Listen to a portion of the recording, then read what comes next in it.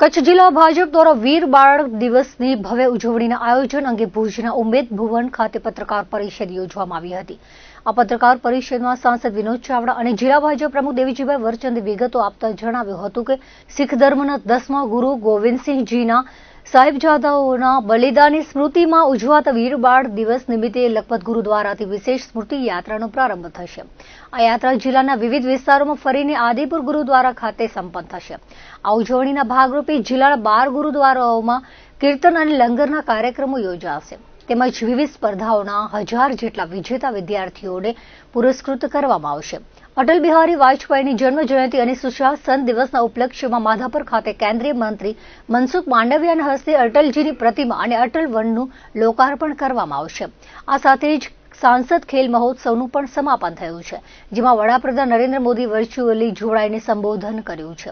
ઉલ્લેખનીય છે કે આ ખેલ મહોત્સવમાં કચ્છના 5000 જેટલા ખેલાડીઓએ 31 વિવિધ રમતોમાં ઉત્સાહભેર ભાગ લીધો હતો। આ પત્રકાર પરિષદમાં જિલ્લા ભાજપ મંત્રી પ્રફુલ્લસિંહ જાડેજા અને વિશાલ ઠક્કર ઉપસ્થિત રહ્યા હતા। જેમ 25મી તારીખે અને 26મી તારીખે આગામી દિવસોમાં ભારતીય જનતા પાર્ટી દ્વારા અમારા રાષ્ટ્રીય નેતૃત્વ, અમારું પ્રદેશ નેતૃત્વ અને રાજ્ય સરકાર અને કેન્દ્ર સરકારના માધ્યમથી જે કાર્યક્રમો થવાના છે, જેની વાત આદરણીય શ્રી દેવજીભાઈએ કરી અને 25મી તારીખે દેશના પૂર્વ પ્રધાનમંત્રી શ્રી અને ભારત રત્ન અટલ બિહારી વાજપેયીજીનો જ્યારે જન્મદિવસ છે, એટલે એ જન્મ જયંતિની ઉજવણી સમગ્ર દેશની અંદર સૌ લોકો કરી રહ્યા છે।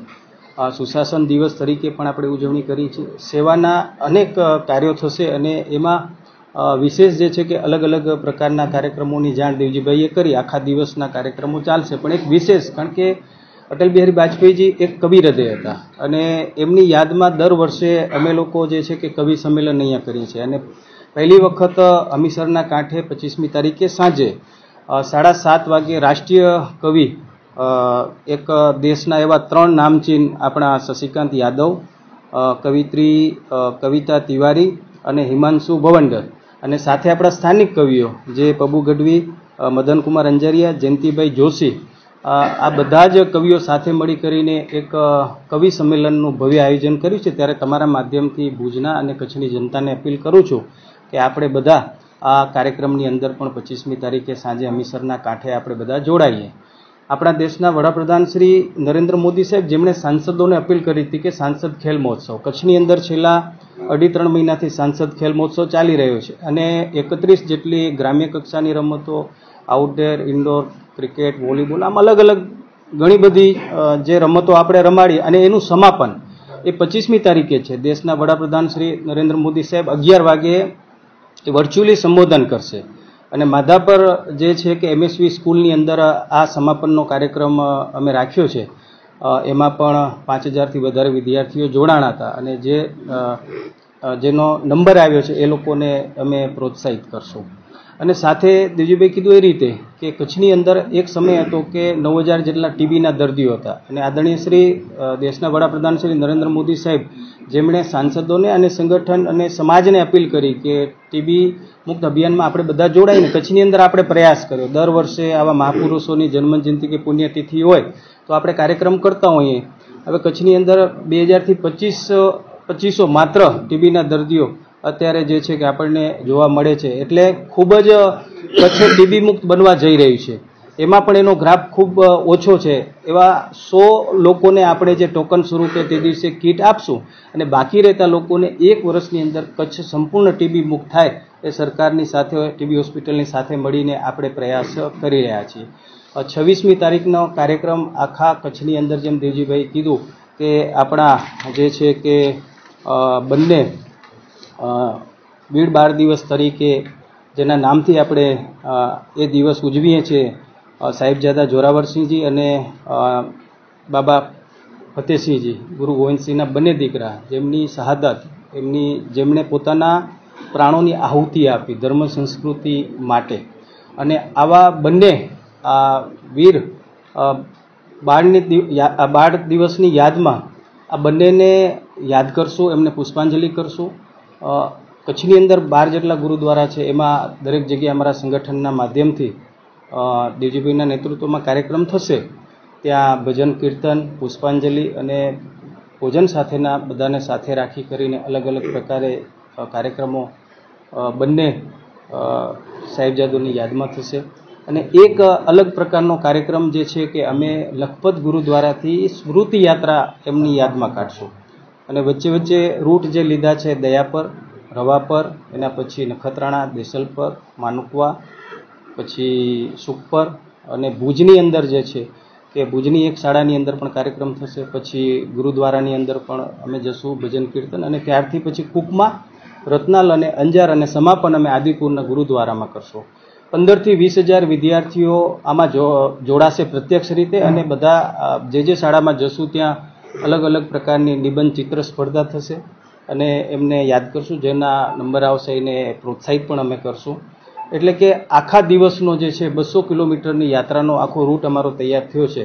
તો બંને સાહેબજાદોની યાદમાં એક આ પ્રકારનો એક અનેરો કાર્યક્રમ પણ ભારતીય જનતા પાર્ટી અને અમારા આખી ટીમ દ્વારા સાથે મળીને મૂકશે. આજે ભારતીય જનતા પાર્ટી કચ્છ જિલ્લો અને કચ્છ લોકસભા પરિવાર દ્વારા આ પત્રકાર પરિષદનું અત્રે આયોજન કરવામાં આવ્યું હતું.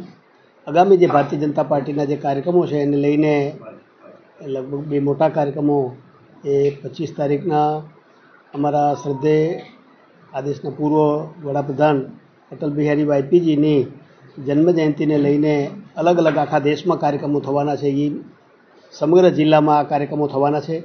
અમારા 1848 બુથ જે કચ્છના છે એ બધી જગ્યાએ એમને જીવન કવનને યાદ રાખીને એને પુષ્પાંજલિનો કાર્યક્રમ કરવામાં આવશે. એવી રીતે આજે સાંજે એમની જ્યાં પ્રતિમાઓ છે અહીંયા દીપોત્સવનું આયોજન કરીને આવતીકાલે સવારે એમને પુષ્પાંજલિ અર્પણ કરવાનો કાર્યક્રમ ભારતીય જનતા પાર્ટીના સૌ આગેવાનો દ્વારા સમગ્ર જિલ્લામાં થવાનું છે. માધાપર મધ્યે એ એક અટલ બગીચાનું એ ત્યાં એ હમણાં આપણા કેન્દ્રીય મંત્રી મનસુખભાઈ માંડવિયાજીની ઉપસ્થિતિમાં એમના કરકમલો દ્વારા થવાનું છે. એમાં અટલજીની કચ્છની મને લાગે સૌથી મોટી પ્રતિમા એનું પણ અનાવરણ થવાનું છે. અને આ પ્રકારે બીજા અલગ અલગ કાર્યક્રમો જેમ અમારા લોકસભા પરિવાર દ્વારા ટીબી મુક્ત કચ્છ માટેનું જે અભિયાન ચાલ્યું છે એ અંતર્ગત આ દિવસે 100 એવા ટીબીના દર્દીઓને એ કીટ આપવાનો પણ એક કાર્યક્રમ થવાનો છે. પાર્ટી દ્વારા એ અટલજીના જીવનને લઈને એક પ્રદર્શનીનું આયોજન 7 દિવસ માટેનું એ પણ આયોજન થવાનું છે. આમ અલગ અલગ કાર્યક્રમો. અને 26 તારીખે આખા દેશમાં વીર બાળ દિવસ તરીકે આપણે બધાને ધ્યાનમાં છે.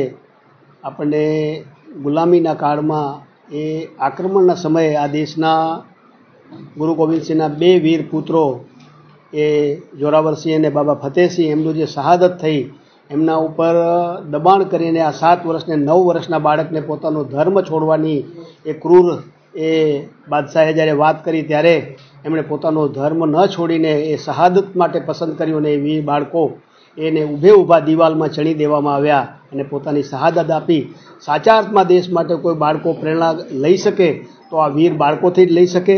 અને આવતી પેઢી એ બાળકોમાંથી એના જીવનમાંથી પ્રેરણા લઈને એ ધર્મ માટે, સમાજ માટે, દેશ માટે પોતાની કુરબાની આપી શકે.